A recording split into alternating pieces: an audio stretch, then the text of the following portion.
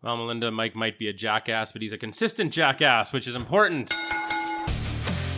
You're listening to Unscripted with Mike and Chris, brutally honest sports talk. And now, here is Mike Jansen. Hello. I don't know how else to start this, but I'll just say hello as we welcome you to this 540th episode of Unscripted. And again, as we're rebranding Unscripted a little bit, the boss and I have had some good conversations over the last couple of days as to where we want this show to go. We came up with something that I think will be fun. I'm certainly looking forward to it. I've gone through all the different social media avenues that Chris has put us online, all the different ways that you can listen and now view Unscripted. And there have been a lot of people, surprisingly, have left some comments and some questions, and they've left some things online that I never really looked at before. And I did take a hard look and found a bunch of people that took some time to write a comment, ask a question, make a statement. And so we're going to take that and make this what I'd like to call, and Chris has given me the green light to do so, that I'd like to call it the Unscripted Monday Mailbag.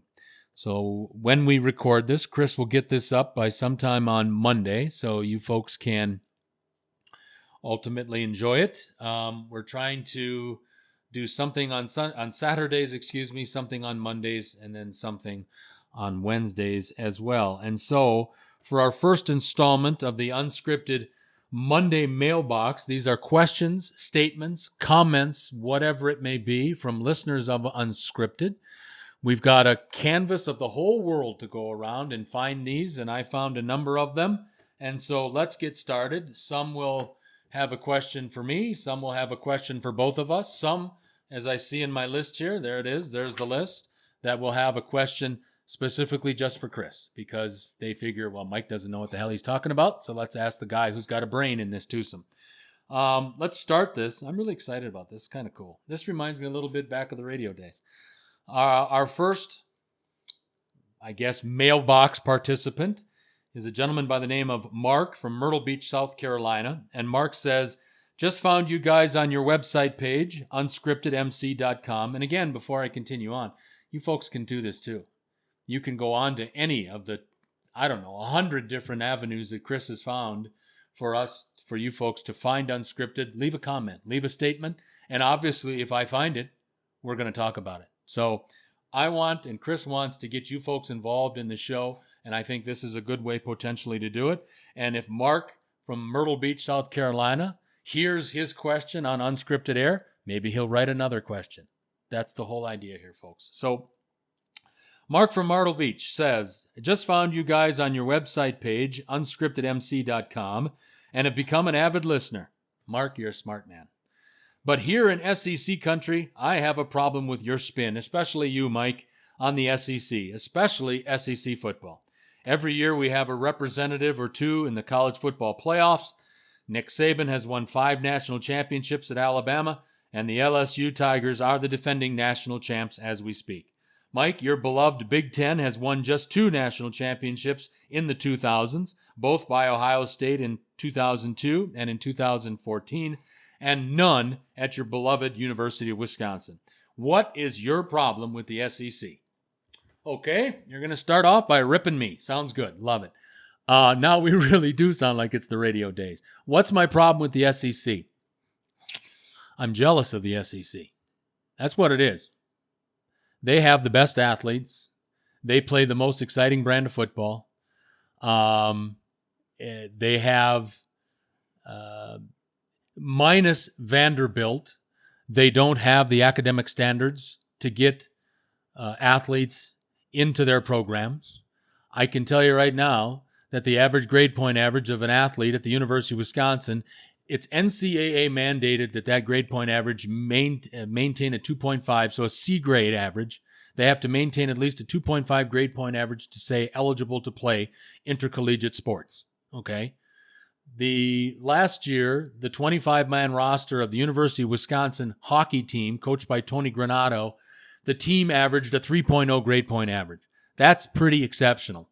at a school with the academic standards at the University of Wisconsin. That doesn't have to happen at the SEC, and that's my problem with the SEC. The problem is that I'm jealous of them. That's what it is. They have the best athletes. They have the most athletes that earn a ticket to the National Football League. Obviously, as Mark just pointed out, they've won the most championships in recent history. Nick Saban has won 5. Obviously, LSU. Clemson is coached by a former guy that played at Alabama in the SEC, and Dabo Swinney. A lot of the same philosophies that Dabo Swinney learned when he was at Alabama, obviously he's carried over to South Carolina and the Clemson Tiger football program.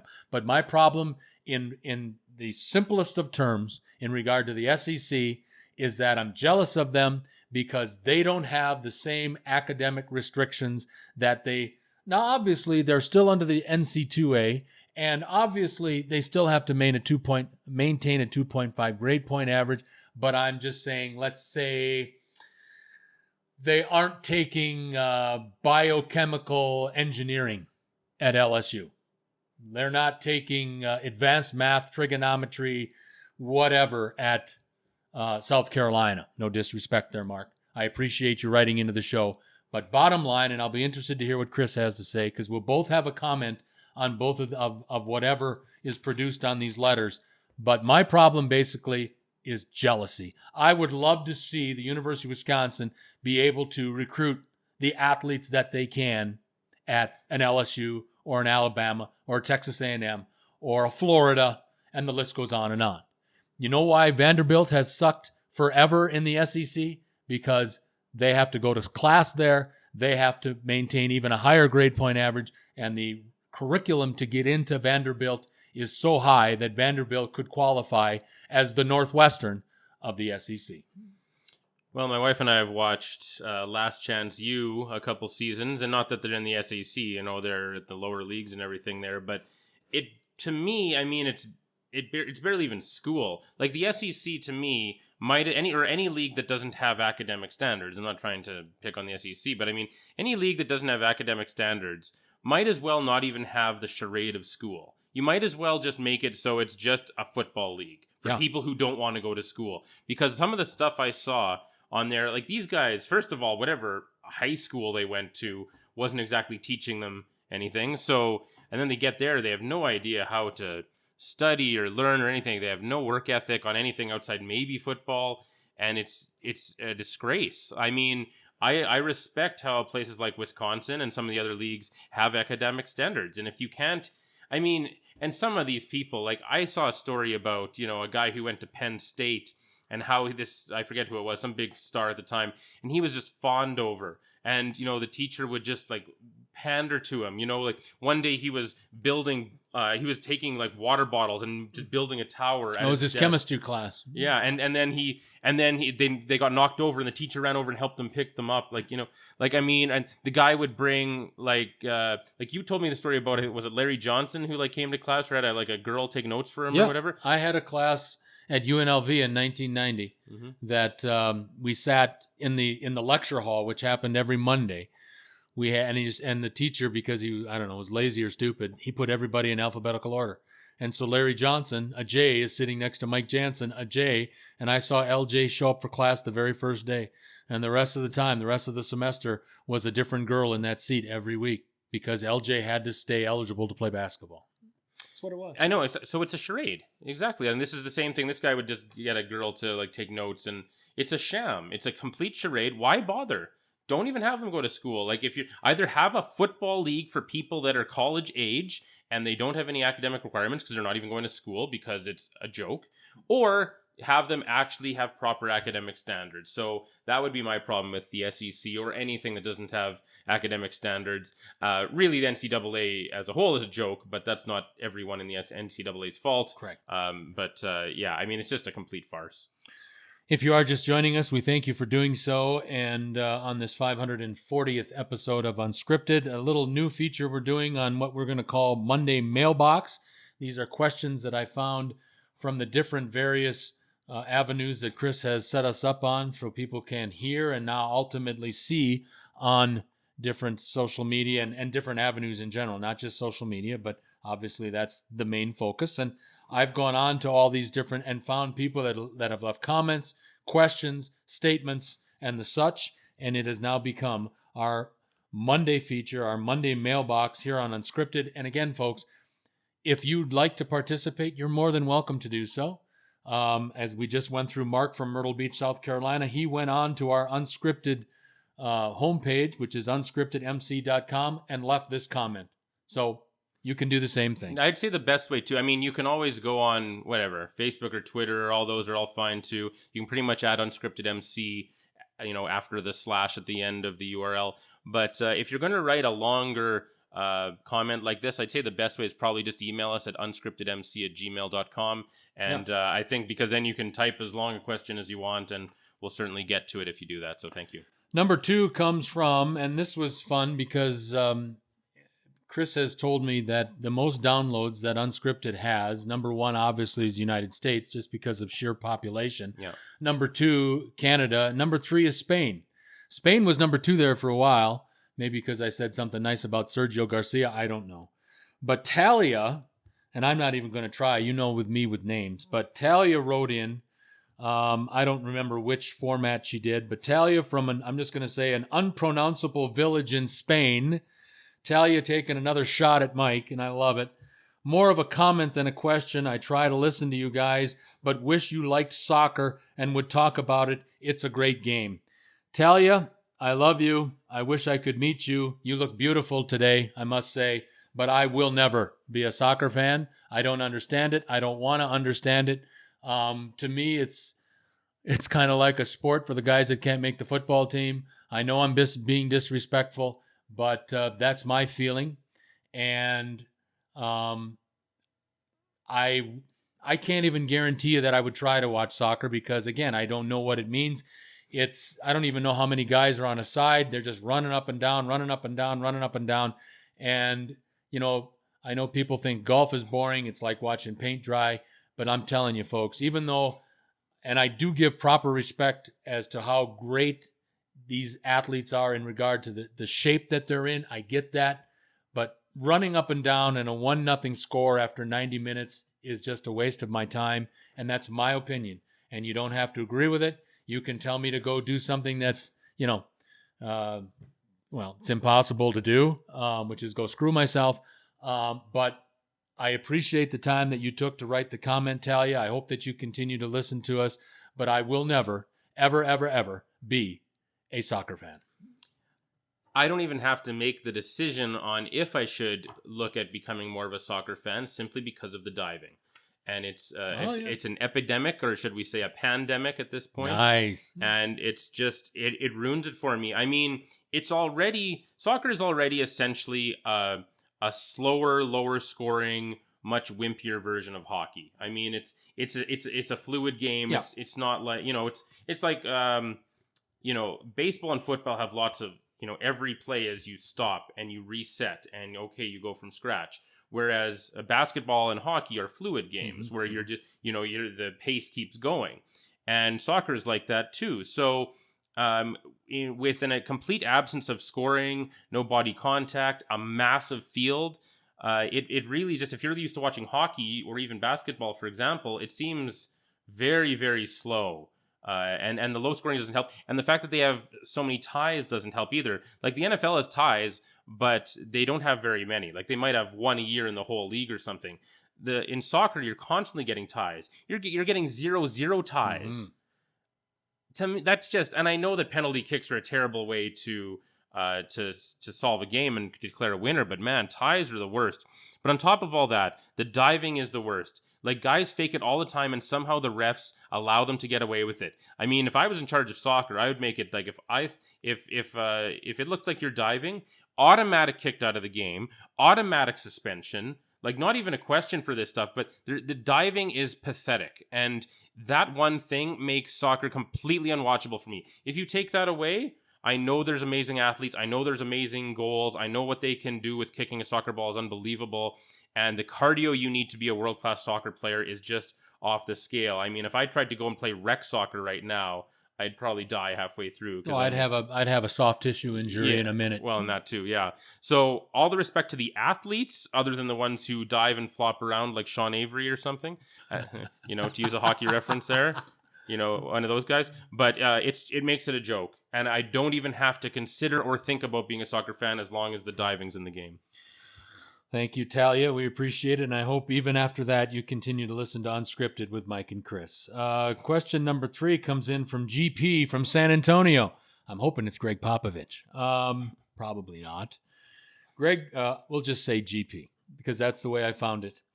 GP from San Antonio says, I heard an episode a while back on Spotify. I think when you two were rating the order of relevance of NBA stars Michael Jordan, LeBron James, and Kobe Bryant. This obviously was around the time at the end of January when Kobe passed in the helicopter accident. And both of you agreed the order was of those 3, Jordan 1, LBJ 2, and Kobe 3. I agreed with that, as well as my top 5 all-time would never have such inconsequential players like Allen Iverson, Kevin Garnett, and Kevin McHale on any top 5 list anywhere. Keep up the good work, guys. GP, thank you very much. And Chris and I were both of the same opinion. Jordan 1, LBJ 2, and Kobe 3. I think for the simple fact for me, still to this day, even though LeBron has more finals appearances, even though LeBron has scored more finals points, the bottom line for me in regard to Michael Jordan is the greatest of ever of all time, 6 for 6 in finals. And again, there are guys that are going to say Bill Russell, and there's guys that are going to say Will Chamberlain. But remember, I'm old, but I did not see a lot of Bill Russell games growing up.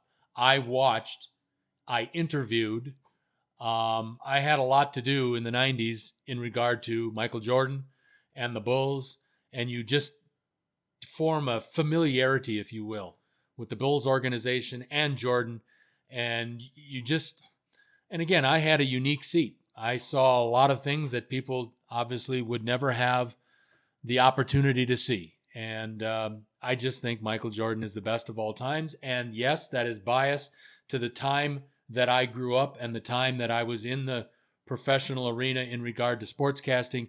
Jordan and the Bulls ran the 90s. It's what it was. And everything Jordan was newsworthy. He took off a year and played baseball, for Christ's sake. And it was the most successful year in the history of the Birmingham Barons of the AA Southern League. So, yes, there is a bias there. There's no question about that. But from my perspective of watching endless Chicago Bulls games in the 90s, Michael Jordan was the best. And you're not going to be able to change that opinion of me just because of what I saw and what I was able to see behind the scenes made that a very special time and a very special time and place for sure. But again, this is a perfect time to take a shot at idiots like Dion Waiters and John Sally, who Waiters had, I remember this like it was yesterday, had Allen Iverson in his top 5 all time, and Sally, unbelievable, how stupid, had Kevin Garnett and Kevin McHale in his top 5 all time. And it's like, oh my God. Now, Sally, of course, was infamous for sitting on the bench.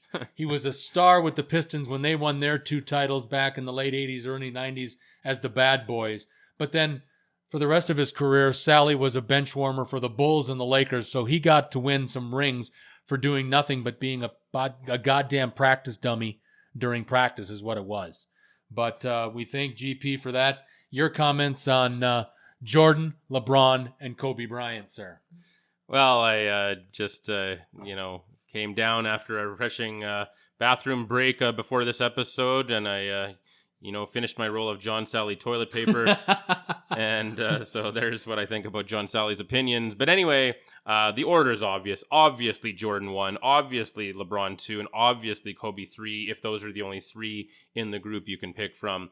And with LeBron, look, not taking anything away from the guy's amazing, and he's a one-man team a lot of the time. But at least he used to be, and now he doesn't play defense anymore. But that's fine. He didn't have the same competition, not just because he was in an extremely weak Eastern Conference, but even the league as a whole. really. I mean, we talked about Great point. We talked about the Onion headline a couple weeks ago that I saw where, or no, no, it wasn't an Onion headline. Someone made a comment, just LeBron James isn't that good because it took him all this time before he finally made the Western Conference Final, which I know is funny, but at the same time, he didn't have that competition. I don't remember LeBron James having to face Larry Bird or Magic Johnson or that entire, bruising Detroit Pistons team. Or the New York Knicks with Pat Riley and Patrick Ewing and the rest of those thugs. Absolutely. Or even or Karl Malone and John Stockton. Great point. Or Hakeem Olajuwon sitting there winning when he steps away. And think about, people forget sometimes about Gary Payton and Sean Kemp out in Seattle. So Clyde Drexler in Portland, for sure. Great point. I mean, the league was it was like an all-star league. Like the 90s in the NBA were unbelievable. To dominate any decade is amazing. Yeah. But to dominate that decade, to dominate maybe one of the greatest decades in terms of stiff competition in all of sports is unbelievable. And he was 6 for 6, Michael Jordan, in finals. I think if he doesn't play baseball, he's 8 for 8. And I think if he doesn't have that horrible management and that little shit from The Last Dance who ruined everything, he's maybe 10 Jerry for 10. Krause? Yeah, Jerry Krause. Yeah, maybe he's 10 for 10. Right? So, I mean, they weren't losing with him. And he was just something special. And also on top of all that, everybody likes Michael Jordan. Yeah. Like everybody. Some people love LeBron, some people hate him. Michael Jordan wasn't playing for the South Carolina Bulls. He was playing for the Chicago Bulls, a random city relative to where he grew up. LeBron James got to play for his hometown team. Yeah.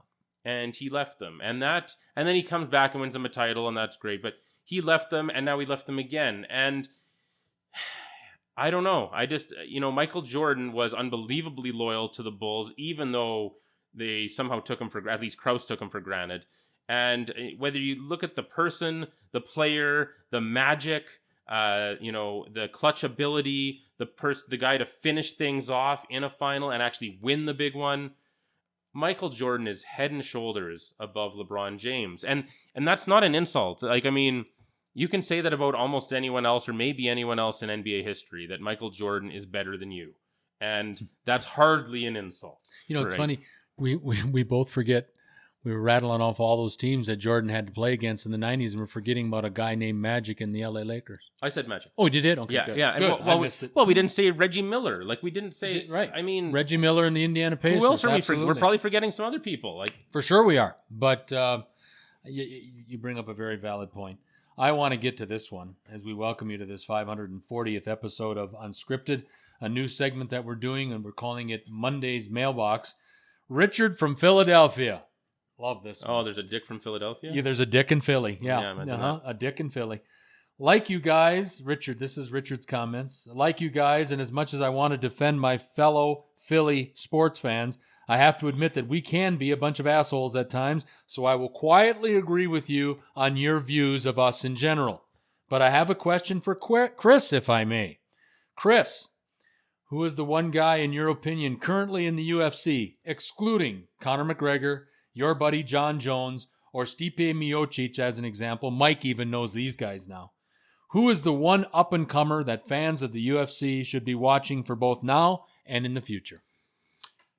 Well, the one who comes to mind is Sugar Sean O'Malley, who unfortunately lost his undefeated streak in his last fight because he hurt his knee in the fight, and that was really unfortunate. I mean, it wasn't just random. I mean, the guy was working his knee and everything, but it looked really painful, and it was too bad because, people love when the up-and-comer is undefeated, and just like you have like an Israel Adesanya, who I can't even call undefeated, or I can't even call an up-and-comer now because he's an undefeated champion. So you can't call it undefeated, or you can't call it up-and-coming.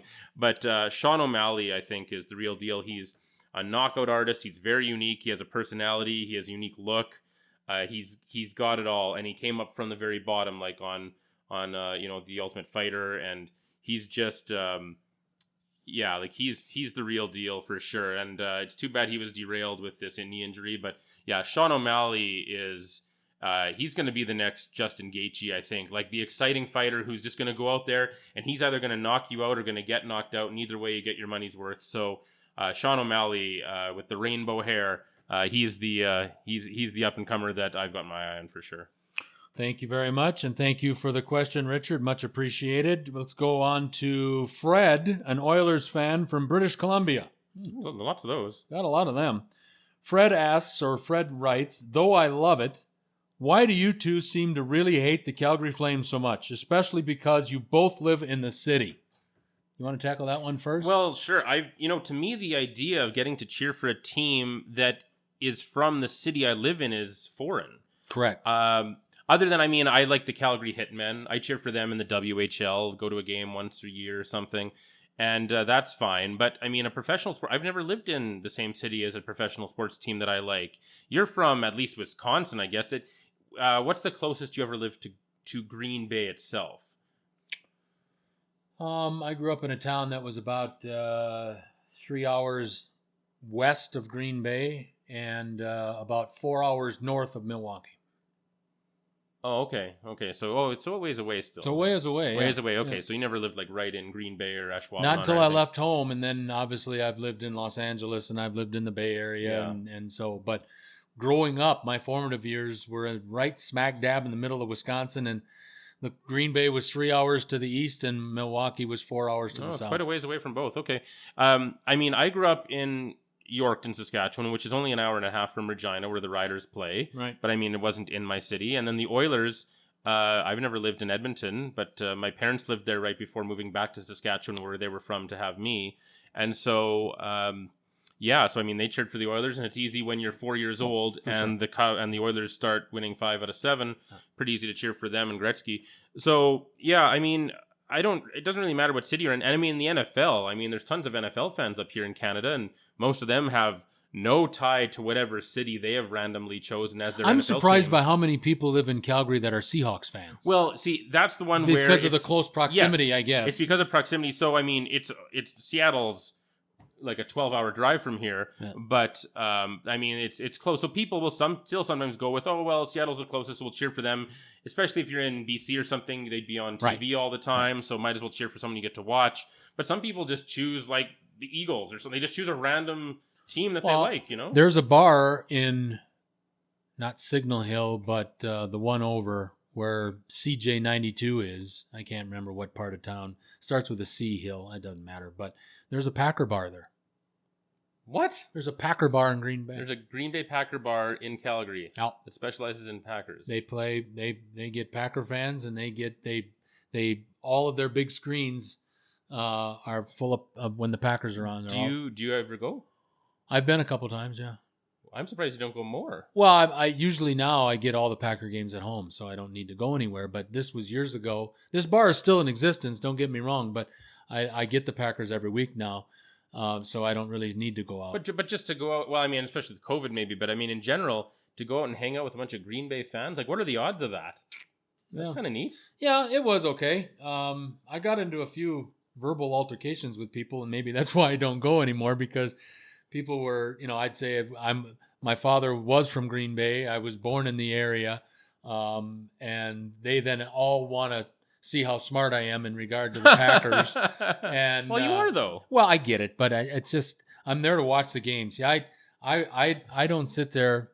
I like to just sit there and I like to watch what's going on in the field. I like to see when the tackles pull. Yeah, you like to really I like pay to attention I like to know. details. I like to watch when the guards pull. I like to watch the receivers run their routes. So I don't get into a lot of bullshit with people during the game itself, because I watch the game, Chris, like it's my father and I looking at game tape 100 years ago. And you watch it twice. Oh, absolutely. I've seen the Packers and the Falcons game already 3 times. I've dissected it and saw what the problems were. And, if Matt LaFleur needs a steadying hand and needs a scouting report, he should call me, because I watch the games more than he does, I think. Well, he's got a pretty steady hand. If you look at his hair, I don't know what that is there. But 17-3. 17-3 since he started. 17-3, and well, if he had Deshaun Kaiser instead of Aaron Rodgers, he wouldn't be 17-3. Let's just say that. But anyway, to answer the nice mailbox question Fred. there.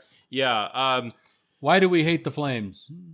Well, naturally, I think it's natural for me as an Oiler fan to hate your bitter Rival. intra-provincial rival, for sure. But on top of that, I think you and I really despise the attitude of everything from Flames management to the oil patch, because it's basically the same. Like the Flames management is from oil and gas. Oh, absolutely. Right? And, no question. And if you live in Calgary, you get to see firsthand how that attitude, I mean, the thing that's really hurt the economy here, it's not just, the other economic factors, but the people that run oil companies here, they're like the Texas oil guy from The Simpsons, like, just like, yeehaw! Yeah. And they... The wild west. All right, oil's $150 a barrel. Let's just buy 10 new offices and hire 1 billion new people. And no, oil's tanking. Now it's a disaster. I have to sell my 8 boats that I bought and pay for my 3 divorces. And I just have to, I have no money now. And now everyone's fired and laid off. And now everyone's in a disaster and crime goes up. It's just like that attitude and the entitlement, or the people that even the lower workers in oil and gas who, if they've worked in oil and gas sometimes, have been really good. And they're used to just... getting drunk every night with the boss, and you're going out and you're going to boxes and you're getting, a charge card and all this stuff. And then you go and try to work for some little company and you've got all this entitlement and you're used to just being a big party. That whole thing, like I've never worked in oil and gas, and it's just such a turnoff. And the way they run the team is the same thing. Like when Murray Edwards is saying like, you want to rebuild? Okay, well, we can rebuild, but I still expect to make the playoffs. That's not what a rebuild is, you idiot. Mm-hmm. So, I mean, just the whole attitude of oil and gas in this city, and the mayor and the league, the franchise, the local franchise, the whole thing is just disgusting. And it's just not me at all. Overall, it's a good city to live in and a good country and a good part of the world, and I'm happy for that. But, man, you get to see firsthand just the seedy, sleazy nature of these people that work in oil and gas, and it's disgusting. My problem with the Flames is simply this. There is a lot of money in Calgary. This is a very wealthy city. There's a very high end and there's a very low end. My problem is that they have had packed houses in this city for as long as I can remember. Mm-hmm. When they've been bad, they've had stretches where they haven't made the playoffs in 8 years. My friend Helen Keller could diagnose what the problems were, and management doesn't address it. I wish that some of the fans here in Calgary would boycott some of the games and tell them to go fuck themselves. And maybe then management would realize that, hey, we have it pretty sweet here. Let's bring some players in so we can be competitive. There is not the same amount of money in Edmonton as there is in Calgary. There is not. And I'm not insulting you. I'm telling the fact. The fact of the matter is, look at it this way, that for people that don't understand, the province of Alberta is situated a lot like the state of Texas in regard that you've got the corporate part in Dallas and you've got the guys that do the work in Houston. Very similar here. You've got the corporate economy or whatever you want to call it here in Calgary, but you've got the guys that execute the plan up in Edmonton. But Edmonton, to me, some reason, they know what their financial parameters are. They understand how much that they have to spend, but they seem to be more competitive. The guys here, again, not to sound repetitive, night in and night out, years after years after years of sellouts, and we still can't get a competitive hockey team. You've got money flowing through the Olympic Saddle Dome, and now with the new building coming, hopefully by 20 whatever, you're going to have money flowing through there as well. Take some of that money, Brad Treliving, and some of your predecessors.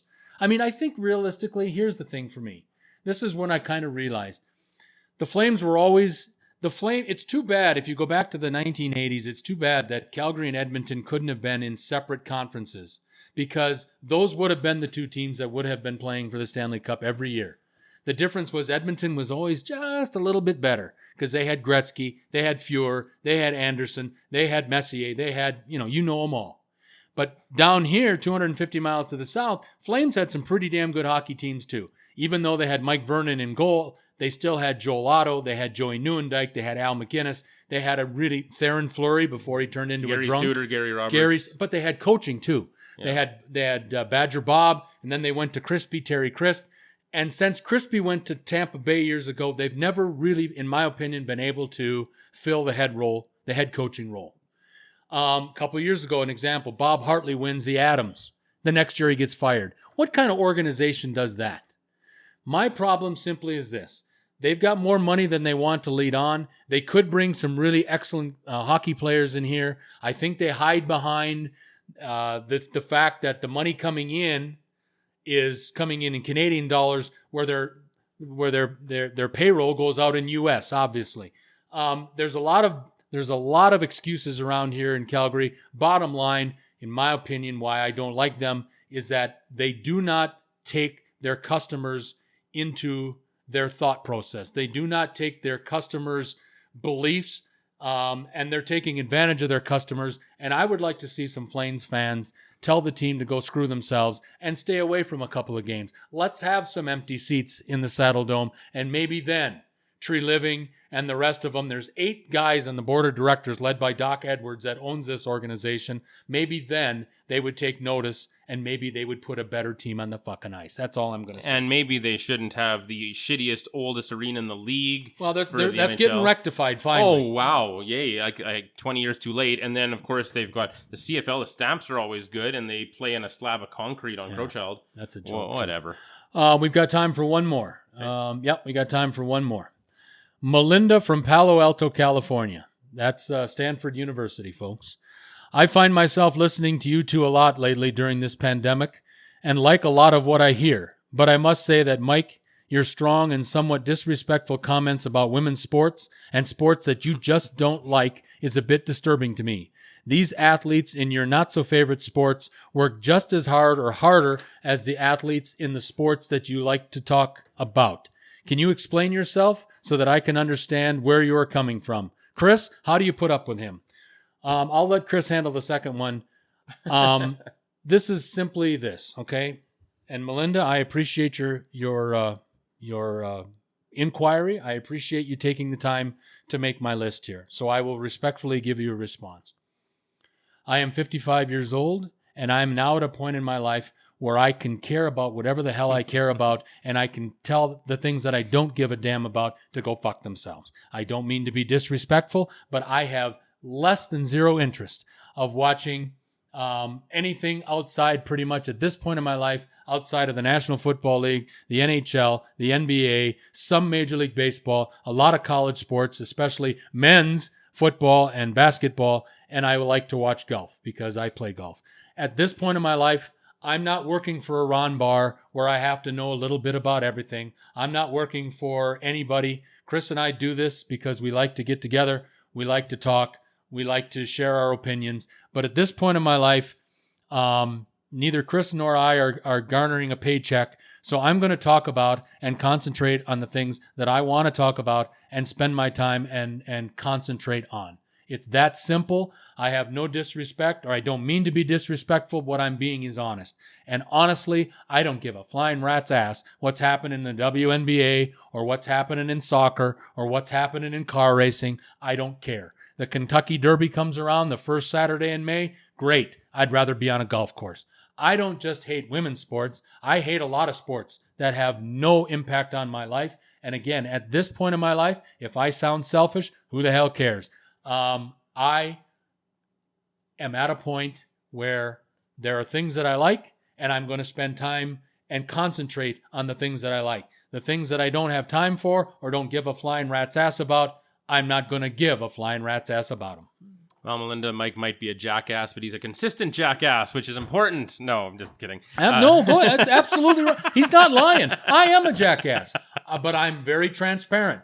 And I am not going to blow smoke up Melinda's dress or anybody else's dress by saying that, oh yeah, I'm going to, just because of you, Melinda, I'm going to watch the LPGA this weekend. I ain't going to watch the LPGA this weekend. I ain't going to watch the WNBA, even though they're done. I'm not going to watch. No, when I leave Chris's house today, I'm going to go home, watch some college football. I'm going to go home and get ready for the Lakers winning of their 17th championship tomorrow, and I'm going to watch some Week 5 of the National Football League. That's what I'm going to do, and God damn it, I'm entitled to do that. Well, I think one thing that would really help is if there was a sport where the women were better than the men. I think that would be really interesting and would really draw some interest. Or who knows? I mean, I would love to see a woman be the best at anything. Like, I mean, I don't think there's a lot of men anymore that just are against women's, playing in sports or doing well or anything like that or making money or anything else like that. I would love to see in anything. Darts, snooker, I don't care what it is. Even soccer. I would love to see a woman be the best in the world at something. I would love that. I mean, I was thinking about this the other day. In the NFL, when I see a lot of these roughing the passer penalties, I feel like it's going to get to the point, and I'm not even joking, I predict at some point, not that it'll necessarily come into effect and be a rule, I expect you are going to hear at some point in the next few years, someone will pitch the idea of quarterbacks not being tackled. You have to take them down by either two-hand touch or flag football. Yeah, oh yeah. I'm not joking. Oh, I totally agree with that. And I think that's where they're... So maybe we can get a female quarterback who's good. I mean, if one could throw the ball really far, like why not? Who knows? If you can't even touch them, that or soccer. Why can't a woman be as talented at soccer as a guy? And why couldn't she play with the men? I mean, the men touch each other and they fall down and start crying. They act worse than any sort of stereotype of some fragile woman could ever be. Not that has any bearing in reality, but I think that I'd love to see a woman do really well. And honestly, I don't think Mike is actually like anti-woman or anti-anything else. If they do a good job, if they're great, if they deserve to be there, then that's wonderful. And I don't think that Mike has any problem I'm not with any of that. anti-woman. They can do whatever that they can do, and I applaud them for getting out there and doing it. She's asking why I don't watch women's sports. I have no interest. And that's the honest to God fact. And if I'm barbaric or I'm this or that, I've been called them all. It doesn't matter. It's my belief. And I think that you have to respect that I'm being honest with you. I think, you don't have to respect my views, but you have to respect that I am willing to share my views with you. And if they're archaic or barbaric and all these other adjectives that you want to use, that's fine. But the thing that you have to respect is I'm being honest with you. I would like to see where women's sports don't necessarily have to be like a watered down version of the men's sports. Why not? Why can't the WNBA have a dunk competition? Because there's only probably a couple of ladies in the league that can even dunk. Well, okay, then make it so they go off little mini trampolines or something. Like, do something. Why can't, what if there was a professional women's hockey league on the level of the NHL, essentially, and they had big hits and fights? Maybe that, but they never do. And I'm not saying that I need to see women punching each other in the face, but I'm saying that anytime I see a women's sports league, I will, hope for their success. I will hope that they make good money and all this, and I'll root for that. But I don't think I've seen a league where it's just like the men's league. It's always, there's something taken out. Yeah. It's a more basic version. They don't have the dunks or the contests or the fights or the hits or whatever. And even if they do have the hits, they can't seem to have that same impact usually. Yeah. That makes me sad. And I would love to see that. I would love to see a women's football league that you couldn't even tell barely, other than they're a bit smaller. You couldn't even tell if it was women or men out there, and it's just great action. Yeah. Great. Awesome. But it's just, we've never seen it, and I would love to see that someday. That is what we envision as we start this new part of the podcast, this Monday Mailbox. That's what we envision. I hope you enjoyed it. I really enjoyed it. I enjoyed finding out that people are contacting us, and I hope that you continue to do that. And I hope that you, if you listen to this now, I hope that some of you will go out. And again, Chris makes a great suggestion. The best way to do it is go to our webpage at unscriptedmc.com. Leave your comment, leave your question, call Mike a pig, call Mike whatever. That's fine. But at least the vision behind this is to have viewer, listener participation. And I'm real excited about it. I've had a lot of fun. We didn't even get to a quarter of the questions that we could have gotten to. So we'll save some for next week's edition of the Monday Mailbox here on Unscripted with Mike and Chris. Having said all that, for the executive producer of our little program, Mr. Chris Fluke, I'm Mike Jansen. Until next time.